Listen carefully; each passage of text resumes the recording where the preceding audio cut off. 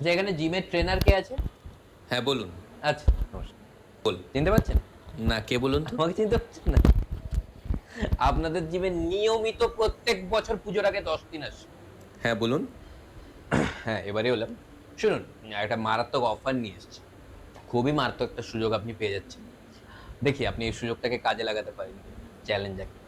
দেখুন, আমার বডি বানানোর একটা সুযোগ আপনার কাছে এসেছে। লুফে নিন এটা। পাবেন না অত সহজে।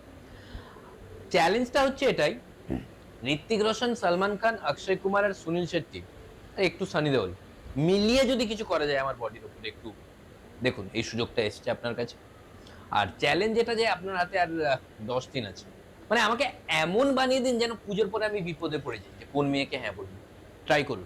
এরকম কি হয় কখনো? কেন? আরে এত সহজে কি বডি হয়ে যায়? দেখুন না যদি কিছু হয় মানে প্রত্যেকদিন ২৪-২৫ ঘন্টা করে কাটবো। ধ্যাৎ, ওরকম হয় নাকি?